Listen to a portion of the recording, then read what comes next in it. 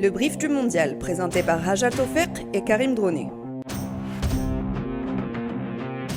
Allez, allez, les Marocains, allez, allez, Lions de l'Atlas, allez, allez, nos doyennes, allez, allez, des mamans. Le rêve du Maroc en Coupe du Monde prend fin, mais s'il y a un mot à retenir, c'est fierté. Malgré l'élimination, le Maroc s'est octroyé une place d'honneur avec son exploit monumental. Bienvenue dans ce nouveau podcast, toujours avec notre consultant Karim Droné. Bonjour. Bonjour Aja, bonjour à toutes et bonjour à tous. Le brief du mondial, c'est parti. Éliminé aux portes de la finale du mondial 2022 par la France, après une défaite 2-0, les Lions de l'Atlas ont eu un parcours historique. Qui aurait pu imaginer un instant le Maroc dans le dernier carré? Difficile d'en vouloir à cette sélection nationale. Aucun regret, Karim Droné? Non, pas vraiment de regret, au contraire, comme vous l'avez dit tout à l'heure en ouverture de ce podcast, c'est vrai que c'est une immense fierté pour tous les Marocains et bien au-delà pour tous les Africains, tout le monde arabe. Ils ont eu un parcours exemplaire. D'ailleurs, je lisais dernièrement, au lendemain donc, de cette défaite en demi-finale, l'ancien attaquant de la Mannschaft, de l'équipe nationale allemande, Karl-Heinz Rummenigge, qui disait que demandait en fait aux instances du football allemand de s'inspirer de la sélection marocaine pour redresser justement leur équipe nationale, c'est vous dire. Et pour décrypter un peu ce match, Karim Droné contre les Bleus, moi personnellement j'ai été étonné de voir Walid Regragui changer ses dispositions tactiques habituelles, mais on peut aussi l'expliquer par le fait que l'équipe a été gênée par de nombreuses blessures, d'où le changement dans le 11 à la dernière minute, Achraf Dari à la place de Naïf Aguerd. Quel est votre regard là-dessus? Est-ce que c'était une erreur de départ de commencer avec 3 défenseurs dans l'axe et de vider le milieu de terrain en laissant seulement Ounahi et Amrabat? Il l'a dit, Walid, l'avocat, il disait il est fou, on est fou dans cette équipe du Maroc et si ça avait marché, ça aurait été un coup de génie. En revanche, évidemment, on l'a vu, ça n'a pas du tout fonctionné. Il y avait trop de monde derrière et pas assez devant. Et c'est vrai que le choix de Dari, c'est pas forcément le meilleur choix qu'il ait opéré en le faisant rentrer. Il n'aurait pas dû faire rentrer également Romain Saiss, qui était vraiment touché, mais bon, il avait l'envie, la faim de jouer une demi-finale de la Coupe du Monde. Mais bon, ce sont des erreurs, il l'a reconnu, il a fait son mea culpa dès le soir même et je pense que c'est des choses qu'il va corriger avec l'expérience à la tête de l'équipe nationale. Et c'est la première période qui a été compliquée pour les Marocains. On voyait les Lions de l'Atlas un peu hésitants, il manquait peut-être de repères, mais ils se sont rattrapés dans le jeu en seconde mi-temps. On était même largement supérieur à cette équipe de France et c'est d'ailleurs ce qu'a laissé entendre Walid Regragui après cette demi-finale. On écoute. On a été au bout, du bout. Et après, contre une équipe comme la France, la moindre erreur, elle est payée cash. On ne rentre pas bien dans le match. On a eu beaucoup de déchets en première mi-temps. Et on ne peut pas passer en finale avec autant de déchets techniques que la première mi-temps. En deuxième mi-temps, c'était beaucoup mieux. On a eu des situations, on n'a pas marqué. Puis le deuxième but, il nous tue.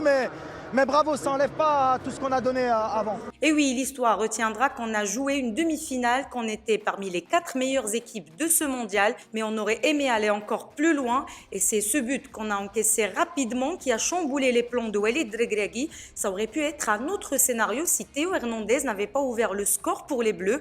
Est-ce qu'on s'est fait piéger sur ce but? Oui, sur ce but, évidemment, on s'est fait piéger, on s'est fait surprendre après 5 minutes de jeu.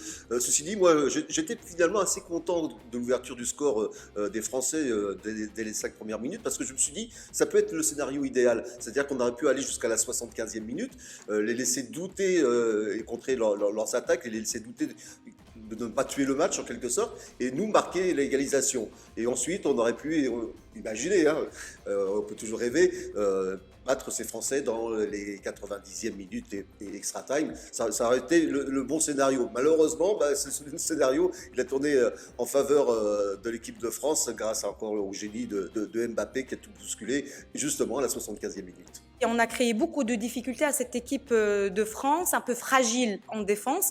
Il y a les 2 occasions d'Abdelrazak Hamdallah.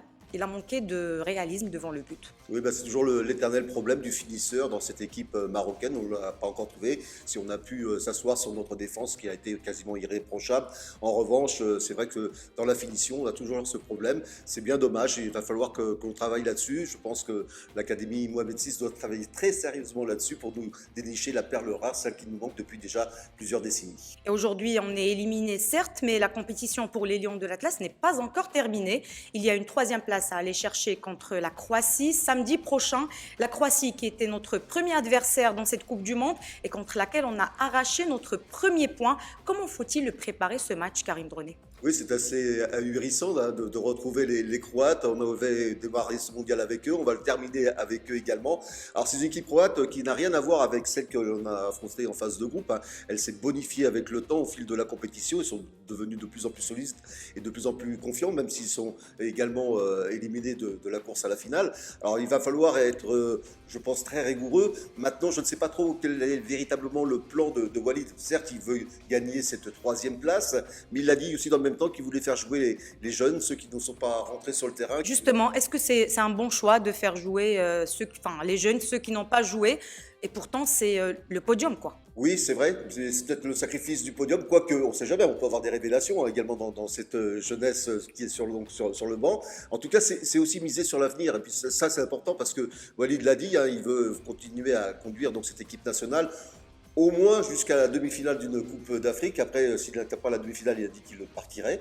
En revanche, c'est bien pour lui déjà de mettre un peu ses joueurs en confiance, c'est ce qu'il a toujours fait. D'ailleurs, on l'a vu à la fin du match, l'un des joueurs qu'il est allé prendre dans ses bras le plus rapidement possible, c'était Zalzouli, qui n'a pas franchement brillé dans ce mondial, mais le fait d'avoir cette étreinte là du coach Walid, bah, ça va le rassurer. La confiance, c'est très important, c'est ce qu'il a su imprimer à ses joueurs. Il leur a fait confiance, il leur a donné de la conviction, et je pense qu'il est en train de préparer déjà l'avenir. Et la Coupe du Monde qui va bientôt prendre fin avec cette grande finale France-Argentine.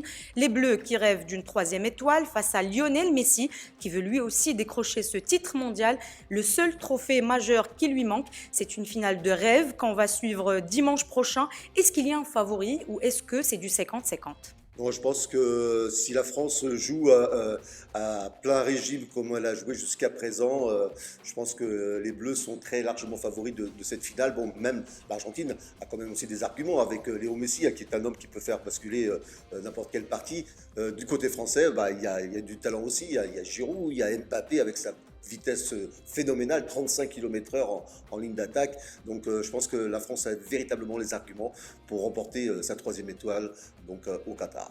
C'est donc bientôt fini ce mondial. On se retrouve la semaine prochaine pour un bilan général. Merci encore une fois à Karim Droné et à la prochaine. Avec grand plaisir, et donc on célébrera donc cette nouvelle Coupe du Monde. À qui? Argentine ou France? On verra.